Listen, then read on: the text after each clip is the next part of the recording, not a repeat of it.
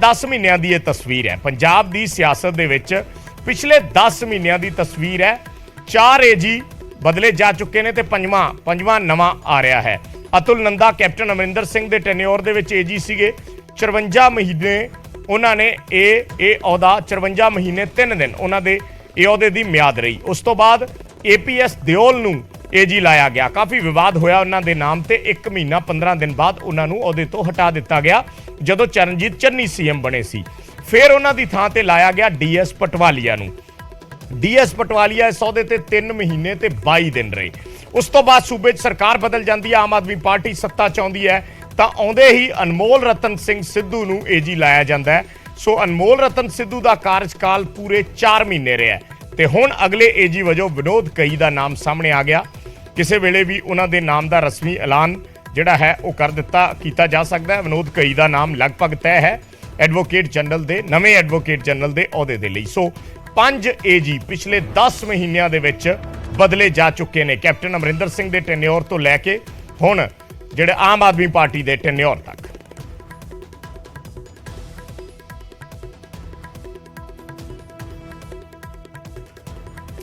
ਤਾਂ ਇਸ ਵੇਲੇ ਦੀ ਵੱਡੀ ਖਬਰ ਅਸੀਂ ਦਰਸ਼ਕਾਂ ਦੇ ਨਾਲ ਸਾਂਝੀ ਕਰ ਰਹੇ ਹਾਂ। ਪੰਜਾਬ ਦੇ ਐਡਵੋਕੇਟ ਜਨਰਲ ਅਨਮੋਲ ਰਤਨ ਸਿੰਘ ਸਿੱਧੂ ਕਾਰਨ ਜਿਹੜੇ ਆ ਮੰਨੇ ਜਾ ਰਹੇ ਨੇ। ਹੋ ਸਕਦਾ ਹੈ ਬੇਅਦਬੀ ਕੇਸਾਂ ਦੇ ਵਿੱਚ ਸੁਣਵਾਈ, ਲਾਅ ਅਫਸਰਾਂ ਦੀ ਤੈਨਾਤੀ ਜਿਸ ਲਿਸਟ ਦਾ ਵਾਰ-ਵਾਰ ਜ਼ਿਕਰ ਕਰ ਰਹੇ ਹਾਂ, ਪ੍ਰੋਫੈਸਰ ਭੁੱਲਰ ਦੀ ਰਿਹਾਈ ਦਾ ਕੇਸ, ਔਰ ਇੱਕ ਸੋਰਸਿਸ ਤੋਂ ਇਹ ਵੀ ਖਬਰਾਂ ਨੇ ਕਿ ਕਿਸੇ ਅਫਸਰ ਦੇ ਨਾਲ ਉਹਨਾਂ ਦੀ ਕਾਫੀ ਵੱਡੀ ਬਹਿਸ ਹੋਈ ਸੀ। ਇਹ ਵੀ ਪਿਛਲੇ ਦਿਨਾਂ ਦੇ ਵਿੱਚ ਖਬਰਾਂ ਆਈਆਂ ਸੀ। ਪਰ ਇਸ 'ਚ ਜਿਹੜਾ ਸਭ ਤੋਂ ਅਹਿਮ ਪੁਆਇੰਟ ਲੱਗਦਾ ਹੈ ਦੂਜੇ ਨੰਬਰ ਵਾਲਾ, ਲਾਅ ਅਫਸਰਾਂ ਦੀ ਤੈਨਾਤੀ ਦਾ ਜਿਹੜਾ ਪੁਆਇੰਟ ਹੈ ਉਹ ਕਾਫੀ ਵੱਡੇ ਪੱਧਰ ਤੇ ਉਸ ਦੀ ਚਰਚਾ ਹੋ ਰਹੀ ਹੈ ਜਿਹੜੀ ਵਕੀਲ ਭਾਈਚਾਰੇ ਦੇ ਵਿੱਚ ਕਿ ਲਿਸਟਾਂ ਜਿਹੜੀਆਂ ਨੇ, ਕਿਉਂਕਿ ਇਹ ਲਿਸਟਾਂ ਜਦੋਂ ਵੀ ਨਵਾਂ ਏਜੀ ਜਿਹੜਾ ਆਉਂਦਾ ਉਸ ਦੀ ਲਿਸਟ ਆਪਣੇ ਮੁਤਾਬਕ ਬਣਾਉਣੀ ਹੁੰਦੀ ਹੈ। ਉਸ ਦੇ ਵਿੱਚ ਸਰਕਾਰ ਦੇ ਸਿਫਾਰਸ਼ੀ ਲੋਕ ਹੁੰਦੇ ਨੇ, ਪਹਿਲਾਂ ਵੀ ਸਰਕਾਰਾਂ ਦੇ ਵਿੱਚ ਹੁੰਦੇ ਰਹੇ ਨੇ। ਔਰ ਇਸ ਵਾਰ ਹਲੇ ਕਿਉਂਕਿ ਲਿਸਟ ਨਹੀਂ ਆਈ, ਸੋ ਇਸ ਵਾਰੇ ਹਲੇ ਲਿਸਟਾਂ ਬਣ ਰਹੀਆਂ ਨੇ। CM ਨੇ ਉਸ ਤੇ ਫਾਈਨਲ ਮੋਹਰ ਲਗਾਉਣੀ ਹੈ ਪਰ ਉਹ ਲਿਸਟ ਨਹੀਂ ਆਈ। ਅਨਮੋਲ ਰਤਨ ਸਿੱਧੂ ਨੂੰ ਜਦੋਂ ਪੁੱਛਿਆ ਗਿਆ ਤਾਂ ਉਹਨਾਂ ਨੇ ਕਿਹਾ ਕਿ ਹਾਂ ਲਿਸਟਾਂ ਬਣ ਰਹੀਆਂ ਨੇ, ਲਿਸਟਾਂ ਆ ਜਾਣਗੀਆਂ ਔਰ ਨਵੇਂ ਏਜੀ ਜਿਹੜੇ ਆ ਕੇ ਨੇ ਉਹ ਲਿਸਟ ਰਿਲੀਜ਼ ਕਰਨਗੇ। ਸੋ ਇਹ ਗੱਲ ਕੀਤੀ ਹੈ ਅਨਮੋਲ ਰਤਨ ਸਿੰਘ ਸਿੱਧੂ ਨੇ। ਸੋ ਅਸੀਂ ਕਾਰਨਾਂ ਦਾ ਜ਼ਿਕਰ ਕਰ ਰਹੇ ਹਾਂ। ਲਿਸਟ ਜਿਹੜੀ ਹੈ ਐਡੀਸ਼ਨਲ ਐਡਵੋਕੇਟ ਜਨਰਲ ਦੀ ਹੁੰਦੀ ਹੈ। AAG ਜਿਹੜੇ ਅਪਾਇੰਟ ਕਰਨੇ ਹੁੰਦੇ ਆ ਉਹਨਾਂ ਦੀ ਲਿਸਟ ਹੁੰਦੀ ਹੈ। ਔਰ ਪਿਛਲੀਆਂ ਸਰਕਾਰਾਂ ਦੇ ਵਿੱਚ ਵੀ ਪਹਿਲਾਂ ਜਿਹੜੇ ਏਜੀ ਰਹੇ ਨੇ ਉਸ ਮੌਕੇ ਤੇ ਵੀ ਲਿਸਟਾਂ ਨੂੰ ਲੈ ਕੇ ਕਾਫੀ ਜਿਹੜਾ ਆਪਸ ਦੇ ਵਿੱਚ ਵਿਵਾਦ ਦਾ ਕਾਰਨ ਬਣਦੇ ਰਹੇ ਨੇ ਇਹ ਜਿਹੜੀਆਂ ਸੂਚੀਆਂ ਨੇ। ਸੋ 4 ਚੀਜ਼ਾਂ ਦਾ ਅਸੀਂ ਜ਼ਿਕਰ ਕਰ ਰਹੇ ਹਾਂ ਇਸ ਵੇਲੇ ਅਨਮੋਲ ਰਤਨ ਸਿੱਧੂ ਦੇ ਅਸਤੀਫੇ ਨੂੰ ਲੈ ਕੇ। 4 ਕਾਰਨ ਹੋ ਸਕਦੇ ਨੇ। ਪਹਿਲਾ ਬੇਅਦਬੀ ਕੇਸ 'ਚ ਸੁਣਵਾਈ ਹੈ। ਹੋ ਸਕਦਾ ਹੈ ਇਸ ਕੇਸ ਦੇ ਵਿੱਚ ਸੁਣਵਾਈ ਜਿਸ ਤਰੀਕੇ ਨਾਲ ਸਰਕਾਰ ਦੇ ਦਾਅਵੇ ਨੇ ਕਿ ਅਸੀਂ ਮਹੀਨੇ 'ਚ ਜਾਂ 2 ਮਹੀਨਿਆਂ 'ਚ ਜਾਂ 3 ਮਹੀਨਿਆਂ 'ਚ, ਕਿਉਂਕਿ ਕਾਨੂੰਨੀ ਪ੍ਰਕਿਰਿਆਵਾਂ ਦੇ ਤਹਿਤ ਸਭ ਕੁਝ ਹੁੰਦਾ ਹੈ ਔਰ ਉਹਨਾਂ ਨੂੰ ਇੱਕ ਜ਼ੁਬਾਨੀ ਵਾਅਦੇ ਦੇ ਤਹਿਤ ਪੂਰਾ ਕਰਨਾ ਕਈ ਵਾਰ ਸੰਭਵ ਨਹੀਂ ਹੁੰਦਾ ਔਰ ਇਸ ਕਰਕੇ ਪ੍ਰੈਸ਼ਰ ਜਿਹੜਾ ਉਹ ਐਡਵੋਕੇਟ ਜਨਰਲ ਤੇ ਆ ਜਾਂਦਾ ਹੈ ਤੇ ਉੱਥੇ ਜਾ ਕੇ ਫਿਰ ਸਰਕਾਰ ਦੇ ਨਾਲ ਕਿਤੇ ਉਹਨਾਂ ਦਾ ਢਾਂਚਾ ਵਿਗੜ ਵੀ ਸਕਦਾ ਹੈ। ਇੱਕ ਕਾਰਨ ਹੋ ਸਕਦਾ ਹੈ ਬੇਅਦਬੀ ਦੇ ਮਾਮਲੇ। ਦੂਜਾ ਹੈ ਲਾਅ ਅਫਸਰਾਂ ਦੀ ਤੈਨਾਤੀ, ਜਿਸ ਲਿਸਟ ਦਾ ਅਸੀਂ ਵਾਰ-ਵਾਰ ਜ਼ਿਕਰ ਕਰ ਰਹੇ ਹਾਂ ਕਿ ਲਾਅ ਅਫਸਰਾਂ ਦੀ ਸੂਚੀ ਜਿਹੜੀ ਹੈ, ਕਿਉਂਕਿ ਜਿਹੜੇ ਐਡਵੋਕੇਟ ਜਨਰਲ ਹੁੰਦੇ ਨੇ ਉਹਨਾਂ ਨੇ ਆਪਣੇ ਜਿਹੜੇ ਨਜ਼ਦੀਕੀ ਲੋਕ ਹੁੰਦੇ ਨੇ ਜਾਂ ਉਹਨਾਂ ਦੀ ਜਿਹੜੀ ਟੀਮ ਹੁੰਦੀ ਹੈ ਉਹਨਾਂ ਨੂੰ ਇਸ ਲਿਸਟ ਦੇ ਵਿੱਚ ਰੱਖਣਾ ਹੁੰਦਾ ਹੈ ਜਾਂ ਹੋਰ ਕਈ ਵਾਰ ਜਿਹੜੇ ਕੰਪੀਟੀਟਿਵ ਲੋਕ ਹੁੰਦੇ ਨੇ, ਕੰਪੀਟੈਂਟ ਲੋਕ ਹੁੰਦੇ ਨੇ ਉਹਨਾਂ ਨੂੰ ਵੀ ਰੱਖਣਾ ਹੁੰਦਾ। ਸੋ ਇਸ ਤਰੀਕੇ ਨਾਲ ਕਈ ਵਾਰੀ ਉੱਥੇ ਸਰਕਾਰ ਦੇ ਨਾਲ ਸਹਿਮਤੀ ਨਹੀਂ ਬਣਦੀ। ਇਹ ਵੀ ਇੱਕ ਵਜ੍ਹਾ ਹੋ ਸਕਦੀ ਹੈ ਕਿ ਐਡਵੋਕੇਟ ਜਨਰਲ ਨੇ ਪਾਸਾ ਵੱਟ ਲਿਆ। 5 ਚਿਹਰੇ ਅਸੀਂ ਦਿਖਾ ਰਹੇ ਹਾਂ। ਅਤੁਲ ਨੰਦਾ 54 ਮਹੀਨੇ 3 ਦਿਨ ਉਹਨਾਂ ਦਾ ਕਾਰਜਕਾਲ ਰਿਹਾ। ਦੂਸਰੇ APS ਦਿਓਲ ਚਰਨਜੀਤ ਚੰਨੀ ਦੇ ਬਣਦੇ ਹੀ ਉਹਨਾਂ ਨੂੰ ਅਪਾਇੰਟ ਕੀਤਾ ਗਿਆ। ਇਹਨਾਂ ਦੀ ਨਿਯੁਕਤੀ ਵੀ ਵਿਵਾਦ ਦਾ ਕਾਰਨ ਬਣੀ। ਸੋ ਇਹਨਾਂ ਨੂੰ 1 ਮਹੀਨਾ ਤੇ 15 ਦਿਨ ਬਾਅਦ ਬਦਲ ਦਿੱਤਾ ਗਿਆ। ਉਸ ਤੋਂ ਬਾਅਦ ਨਵੇਂ ਏਜੀ ਆਉਂਦੇ ਨੇ DS ਪਟਵਾਲੀਆ, ਜਿਨ੍ਹਾਂ ਦੀ ਸਿਫਾਰਿਸ਼ ਨਵਜੋਤ ਸਿੰਘ ਸਿੱਧੂ ਨੇ ਸਭ ਤੋਂ ਪਹਿਲਾਂ ਕੀਤੀ ਸੀ CM ਬਦਲਣ ਵੇਲੇ। ਇਹਨਾਂ ਦਾ ਕਾਰਜਕਾਲ ਰਹਿੰਦਾ 3 ਮਹੀਨੇ ਤੇ 22 ਦਿਨ। ਉਸ ਤੋਂ ਬਾਅਦ ਅਨਮੋਲ ਰਤਨ ਸਿੱਧੂ ਆਉਂਦੇ ਨੇ, ਪੂਰੇ 4 ਮਹੀਨੇ ਪੂਰੇ ਕਰਦੇ ਨੇ ਤੇ ਅੱਜ ਉਹਨਾਂ ਨੇ ਵੀ ਅਸਤੀਫਾ ਦੇ ਦਿੱਤਾ ਹੈ। ਵਰਿੰਦਰ ਢਿੱਲੋਂ ਸਾਡੇ ਨਾਲ ਜੁੜੇ ਨੇ, ਕਾਂਗਰਸ ਪਾਰਟੀ ਦੇ ਯੂਥ ਆਗੂ। ਢਿੱਲੋਂ ਸਾਹਿਬ, ਕਿਸ ਤਰੀਕੇ ਨਾਲ ਦੇਖਦੇ ਹੋ? ਕਿਆਸ ਰਾਈਆਂ ਨੇ ਸਪਸ਼ਟ ਤੌਰ ਤੇ ਕੁਝ ਨਹੀਂ ਕਿਹਾ।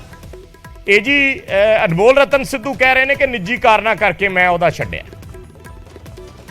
ਦੇਖੋ, ਜੋ ਮਰਜ਼ੀ ਇਹ ਕਹਿ ਲੈਣ, ਇਹ ਇਹਨਾਂ ਦੀ ਅਨਸਟੇਬਲ ਸਰਕਾਰ ਆ, ਫਿਰ ਸਰਕਾਰ ਨਹੀਂ ਆ।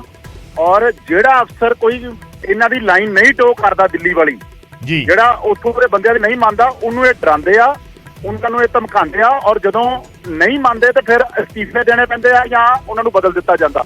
ਡੀਜੀ ਪੰਜਾਬ ਪੁਲਿਸ ਬਦਲੇ ਗਏ, ਚੀਫ ਸੈਕਟਰੀ ਬਦਲੇ ਗਏ, ਔਰ ਹੁਣ ਏਜੀ ਵੀ ਬਦਲੇ ਗਏ। ਇਹ ਤਿੰਨੋਂ ਟੌਪ ਮੋਸਟ ਪੋਜੀਸ਼ਨਾਂ ਵਾ, ਔਰ ਇਹ ਏਜੀ ਇਹਨਾਂ ਵੱਲੋਂ ਅਪਾਇੰਟ ਹੋਏ ਸੀ। ਉਦੋਂ ਇਹਨਾਂ ਨੂੰ ਸੋਚਣਾ ਚਾਹੀਦਾ ਸੀਗਾ, ਉਦੋਂ ਇਹਨਾਂ ਵੱਲੋਂ ਫੈਸਲਾ ਲਿੱਤਾ ਗਿਆ ਸੀਗਾ ਨਵੇਂ ਏਜੀ ਲਾਉਣ ਦਾ, ਔਰ ਅੱਜ 4 ਮਹੀਨਿਆਂ ਦੇ ਅੰਦਰ ਅੰਦਰ ਹੀ ਇਹਨਾਂ ਨੇ ਦੁਬਾਰਾ ਏਜੀ ਬਦਲਤਾ ਵਾ। ਤੁਸੀਂ ਢਿੱਲੋਂ ਸਾਹਿਬ ਕਿਹੜੀ ਗੱਲ ਦਾ ਜ਼ਿਕਰ ਕਰ ਰਹੇ ਹੋ ਕਿ ਕਿਹੜੀਆਂ ਗੱਲਾਂ ਨਹੀਂ ਮੰਨੀਆਂ ਜਾਂ ਕੋਈ ਤੁਹਾਡੇ ਕੋਲ ਇਨਫੋਰਮੇਸ਼ਨ ਹੈ? ਤੁਸੀਂ ਵੇਖੋ ਜਿਹੜੀ ਚੀਫ ਸੈਕਟਰੀ ਵਾਲੀ ਗੱਲ ਆਈ ਹਾਲੇ ਕੀ ਬਾਹਰ ਨਹੀਂ ਆਈ। ਚੀਫ ਸੈਕਟਰੀ ਦੇ ਉੱਤੇ ਵੀ ਬੜਾ ਪ੍ਰੈਸ਼ਰ ਸੀਗਾ ਚੀਫ ਸੈਕਟਰੀ ਬਦਲਣ ਦਾ, ਅੱਜ ਤੱਕ ਨਹੀਂ ਪਤਾ ਚੱਲਿਆ ਵੀ ਕਿਉਂ ਬਦਲਿਆ ਗਿਆ। ਡੀਜੀ ਪੰਜਾਬ ਪੁਲਿਸ ਨੂੰ ਛੁੱਟੀ ਤੇ ਭੇਜ ਦਿੱਤਾ ਗਿਆ, ਇੰਟਰਮ ਡੀਜੀਪੀ ਲਾਇਆ ਗਿਆ, ਉਹਦੇ ਬਾਰੇ ਵੀ ਇਹੀ ਗੱਲਾਂ ਸਾਹਮਣੇ ਆ ਰਹੀਆਂ ਸੀ। ਗੱਲਾਂ ਇਹ ਆ ਵੀ ਇਹ ਗਲਤ ਕੰਮ ਕਰਾਉਂਦੇ ਅਫਸਰਾਂ ਤੋਂ, ਇਹ ਕਹਿੰਦੇ ਆ ਵੀ ਜਿਹੜੇ ਚੀਜ਼ ਨਾਲ ਜਿਵੇਂ ਮੰਨ ਲਓ ਤੇ ਚੀਫ ਸੈਕਟਰੀ ਤਾਂ ਢਿੱਲੋਂ ਸਾਹਿਬ ਪਿਛਲੀ ਸਰਕਾਰ ਦੇ ਅਪਾਇੰਟਡ ਸੀ, ਔਰ ਬੜੀ ਜ਼ਾਹਿਰ ਜੀ ਗੱਲ ਹੈ ਜਦੋਂ ਨਵੀਂ ਸਰਕਾਰ ਆਉਂਦੀ ਹੈ ਤੁਰੰਤ ਬਦਲ ਦਿੱਤੇ ਜਾਂਦੇ ਆ। ਜਦੋਂ ਚਰਨਜੀਤ ਚੰਨੀ ਬਣੇ ਸੀ ਤਾਂ ਉਹਨਾਂ ਨੇ ਵੀ ਕੈਪਟਨ ਅਮਰਿੰਦਰ ਸਿੰਘ ਵਾਲੇ ਏਜੀ ਤੇ ਡੀਜੀ ਬਦਲਤੇ ਸੀਗੇ।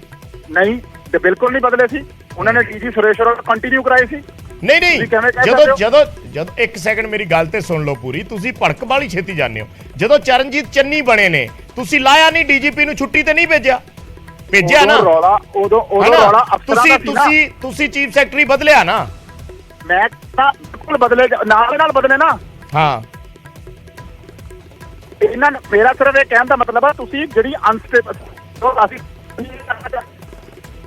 ਮੈਂ ਭੜਕਤ ਨਹੀਂ ਆਪਣਾ ਮੈਂ ਏਜੀ ਸਾਹਿਬ ਦੀ ਅਪਾਇੰਟਮੈਂਟ ਤੇ ਗੱਲ ਕਰ ਰਿਹਾ ਹਾਂ। ਏਜੀ ਜਿਹੜੇ ਨੇ ਅਨਮੋਲ ਰਤਨ ਸਿੱਧੂ, ਇਹ ਤੁਹਾਡਾ ਪੁਆਇੰਟ ਵੈਲਿਡ ਹੈ ਵੀ ਇਹਨਾਂ ਦੀ ਸਰਕਾਰ 'ਚ ਹੀ ਲਾਏ ਗਏ ਸੀ ਔਰ ਇਹਨਾਂ ਨੇ 4 ਮਹੀਨਿਆਂ ਬਾਅਦ ਬਦਲਤਾ। ਇਹ ਸਵਾਲ ਹਾਂ, ਮੈਂ ਤੁਹਾਨੂੰ ਕਹਿਣ ਦੀ ਉਦੋਂ ਦੀ ਕੋਸ਼ਿਸ਼ ਕਰ ਰਿਹਾ ਵੀ ਅਨਸਟੇਬਲ ਸਰਕਾਰ ਆਏ, ਅਸਥਿਰ ਸਰਕਾਰ ਆ। ਅਫਸਰਾਂ ਦੀ ਟੌਪ ਮੋਸਟ ਉੱਪਰ ਜਿਹੜਾ ਟੌਪ ਮੋਸਟ ਅਫਸਰ ਆ ਉਹਨਾਂ ਤਿੰਨਾਂ ਨੂੰ ਇਹਨਾਂ ਨੇ ਬਦਲ ਦਿੱਤਾ ਵਾ, ਔਰ ਇਹ ਏਜੀ ਜਿਹੜੇ ਸੀ ਇਹਨਾਂ ਵੱਲੋਂ ਅਪਾਇੰਟ ਕੀਤੇ ਗਏ ਸੀ। ਉਦੋਂ ਸੋਚ ਸਮਝ ਕੇ ਅਗਰ ਅਪਾਇੰਟ ਕੀਤੇ ਹੁੰਦੇ, ਇਹਦਾ ਮੈਸੇਜ ਥੱਲੇ ਤੱਕ ਇਹ ਜਾਂਦਾ ਵਾ ਵੀ ਕੋਈ ਵੀ ਅਫਸਰ ਅੱਜ ਇੱਥੇ ਆਪਣੇ ਆਪ ਨੂੰ ਸਿਕਿਉਰ ਨਹੀਂ ਸਮਝ ਸਕਦਾ, ਉਹਨੂੰ ਕੰਮ ਕਰਨ ਦੀ ਆਜ਼ਾਦੀ ਨਹੀਂ ਮਿਲ ਰਹੀ। ਅੱਜ ਹਰ ਅਫਸਰ ਅੰਡਰ ਪ੍ਰੈਸ਼ਰ ਆ, ਭਾਵੇਂ ਉਹ ਵਿਜੀਲੈਂਸ ਦੇ ਅਫਸਰ ਹੋਣ, ਭਾਵੇਂ ਉਹ ਪੁਲਿਸ ਦੇ ਅਫਸਰ ਹੋਣ, ਭਾਵੇਂ ਉਹ ਤੁਸੀਂ ਵੇਖੋ ਕਿਸ ਤਰੀਕੇ ਨਾਲ ਏਡੀਸੀਆਂ ਨੂੰ ਧਮਕਾਇਆ ਜਾ ਰਿਹਾ, ਜਿਹੜਾ ਕੈਮਰੇ 'ਚ ਰਿਕਾਰਡ ਹੋ ਜਾਂਦਾ। ਅੱਜ ਕੱਲ ਦੀ ਦ੍ਰਿਸ਼ਟੀ ਹੋ ਜਾਂਦੀ ਹੈ, ਜਿਸ ਤਰੀਕੇ ਦੀ ਬਹਿ ਤਰੀਕੇ ਹੋਈ ਅੱਜ ਇਹੀ ਡਿਨਾਈ ਕਰ ਰਿਹਾ ਹੈ, ਭਾਵੇਂ ਹਰ ਅਫਸਰ ਅੰਡਰ ਪ੍ਰੈਸ਼ਰ ਆ। ਇਹ ਸਰਕਾਰ ਦੇ ਵਿੱਚ ਆ ਜ਼ਰੂਰ ਗਏ ਆ, ਲੇਕਿਨ ਇਹਨਾਂ ਨੂੰ ਸਰਕਾਰ ਚਲਾਣੀ ਨਹੀਂ ਆ ਰਹੀ।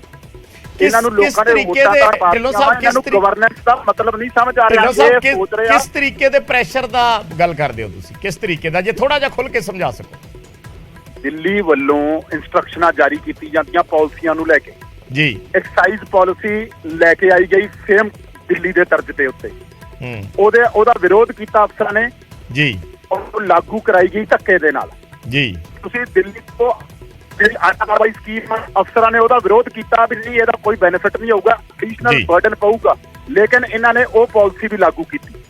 ਅਫਸਰਾਂ ਦੇ ਉੱਤੇ ਇਸ ਤਰੀਕੇ ਦੇ ਪ੍ਰੈਸ਼ਰ ਜਾਂਦੇ ਆ ਗਲਤ ਪਾਲਿਸੀਆਂ ਦੇ ਵਿੱਚ, ਜਿਹਦੇ ਅੰਦਰ ਜਿਹੜੇ ਅਫਸਰ ਅਬੋਜ਼ ਕਰਦੇ ਆ ਉਹਨਾਂ ਨੂੰ ਬਦਲ ਦਿੱਤਾ ਜਾਂਦਾ ਵਾ। ਜਿਹੜੇ ਅਫਸਰ ਇਹਨਾਂ ਦੀ ਹਾਂ ਚ ਆਮ ਲਾਉਂਦੇ ਆ, ਵਿਜੀਲੈਂਸ ਦੇ ਉੱਤੇ ਸੇਮ ਪ੍ਰੈਸ਼ਰ ਆ। ਤੇਜਿੰਦਰ ਬੱਗੇ ਨੂੰ ਫੜਨ ਵਾਲਾ ਪ੍ਰੈਸ਼ਰ ਪੁਲਿਸ ਤੇ ਸੀਗਾ, ਹਲਕਾ ਲਾਂਬਾ ਤੇ ਪਰਚੇ ਦਰਜ ਕੀਤੇ ਗਏ, ਇਹ ਇਹਨਾਂ ਦੇ ਪ੍ਰੈਸ਼ਰ ਦੇ ਅੰਡਰ ਕੀਤੇ ਗਏ, ਕਿਉਂਕਿ ਅਫਸਰਾਂ ਤੋਂ ਇਹ ਆਪਣੀ ਸਿਆਸੀ ਰੰਜਿਸ਼ਾਂ ਔਰ ਆਪਣੇ ਸਿਆਸੀ ਮਫਾਦਾਂ ਲਈ ਇਹ ਗਲਤ ਕੰਮ ਕਰਾਉਂਦੇ। ਦੱਸ ਰਿਹਾ, ਔਰ ਮੈਂ ਤੁਹਾਨੂੰ ਬੰਦਿਆਂ ਦੇ ਨਾਮ ਵੀ ਦੱਸ ਰਿਹਾ ਜਿਨ੍ਹਾਂ ਨੂੰ ਪੁਲਿਸ ਫੜ ਕੇ ਅੰਦਰ ਦੇ ਰਹੀ ਆ। ਦਿਲਜੀਤ ਗਿਲਜੀਆਂ ਦੀ ਅਰੈਸਟ, ਏਡੀਜੀਪੀ ਦੇ ਕੋਲ ਦਿਲਜੀਤ ਗਿਲਜੀਆਂ ਸਾਰੇ ਸਾਡੇ ਵਫਦ ਦੇ ਨਾਲ ਜਾਂਦਾ ਵਾ। ਡੀਜੀਪੀ ਕਹਿੰਦਾ ਵੀ ਨਹੀਂ ਗਲਤ ਨਹੀਂ, ਅਸੀਂ ਮੰਨਦੇ ਆ ਵੀ ਕੋਈ ਇਹਦੇ ਅੰਦਰ ਗਲਤੀ ਨਹੀਂ ਹੈਗੀ। 10 ਦਿਨਾਂ ਬਾਅਦ ਉਸੇ ਬੰਦੇ ਨੂੰ ਦੁਬਾਰਾ ਫੜ ਲਿੱਤਾ ਜਾਂਦਾ ਵਾ। ਐਂ ਹੀ ਹਾਈ ਕੋਰਟ ਦੇ ਵਿੱਚ ਇਹ ਜਿਹੜਾ ਅਨਮੋਲ ਰਤਨ ਜੀ ਦੀ ਗੱਲ ਆ, ਲਾਅ ਅਫਸਰਾਂ ਦੀ ਲਿਸਟ ਤੋਂ ਲੈ ਕੇ ਇਹ ਕਈ ਇਹੋ ਜਿਹੇ ਬੰਦਿਆਂ ਨੂੰ ਲਾਅ ਅਫਸਰਾਂ ਦੇ ਲਿਸਟ ਵਿੱਚ ਪਾਉਣਾ ਚਾਹੁੰਦੇ ਸੀਗੇ ਜਿਨ੍ਹਾਂ ਦਾ ਕੋਈ ਬੇਸ ਨਹੀਂ ਸੀਗਾ, ਲੇਕਿਨ ਅਗਰ ਉਹ ਲਾਈਨ ਨਹੀਂ ਟੋ ਕਰਦੇ ਇਹ ਉਸ ਲਾਈਨ ਤੋਂ ਖਰਾਬ ਹੋ ਜਾਂਦੇ, ਇਹ ਉਸ ਚੀਜ਼ ਦੇ ਖਿਲਾਫ ਹੋ ਜਾਂਦੇ। ਇਹ ਸਮਝਦਾ ਡਿਕਟੇਟਰਸ਼ਿਪ ਚਲਾ ਰਹੇ ਆ। ਔਰ ਹੋਰ ਤਾਂ ਹੋਰ, ਮੈਂ ਇਹਦੇ ਵਿੱਚ ਕਹਿਣ 'ਚ ਕੋਈ ਗੁਰੇਜ਼ ਨਹੀਂ ਆ। ਮੀਡੀਆ ਦੇ ਉੱਤੇ ਵੀ ਤੁਸੀਂ ਵੇਖੋ ਕਿਵੇਂ ਇੱਕ ਮੰਤਰੀ ਦੇ ਨਾਲ 3-3 ਬੰਦੇ ਖੜ ਜਾਂਦੇ ਆ। ਤੁਸੀਂ ਅਗਰ ਸਵਾਲ ਪੁੱਛਦੇ ਹੋ ਤੇ ਉੱਥੇ ਤੱਕ ਇੰਟਰਵਿਊਆਂ ਬੰਦ ਕਰ ਦਿੱਤੀਆਂ ਜਾਂਦੀਆਂ ਵਾ। ਇਹਨਾਂ ਦੇ ਮੰਤਰੀਆਂ ਤੇ ਵੀ ਇਹੀ ਪ੍ਰੈਸ਼ਰ ਆ ਸੇਮ। ਅਗਰ ਇਹਨਾਂ ਦੀ ਜੋ ਇਹ ਲਾਈਨ ਉੱਪਰੋਂ ਦੇ ਦਿੰਦੇ ਆ, ਅਗਰ ਉਹ ਨਹੀਂ ਬੋਲਦੇ ਤੇ ਇਹ ਆਪਣੇ ਮੰਤਰੀਆਂ ਨੂੰ ਵੀ ਆਜ਼ਾਦੀ ਨਹੀਂ ਆ, ਇਹਨਾਂ ਨੂੰ ਜੋ ਇਹਨਾਂ ਤੋਂ ਪੁੱਛ ਕੇ ਬੋਲਣਾ ਪੈਂਦਾ ਵਾ। ਸੋ ਇਹ ਇੱਕ ਅਨਡਿਕਲੇਅਰਡ ਐਮਰਜੈਂਸੀ ਚੱਲ ਰਹੀ ਆ ਇੱਥੇ। ਠੀਕ ਹੈ, ਧੰਨਵਾਦ ਢਿੱਲੋਂ ਸਾਹਿਬ ਸਾਡੇ ਨਾਲ ਜੁੜਨ ਲਈ, ਆਪਣੀ ਗੱਲ ਰੱਖਣ ਲਈ।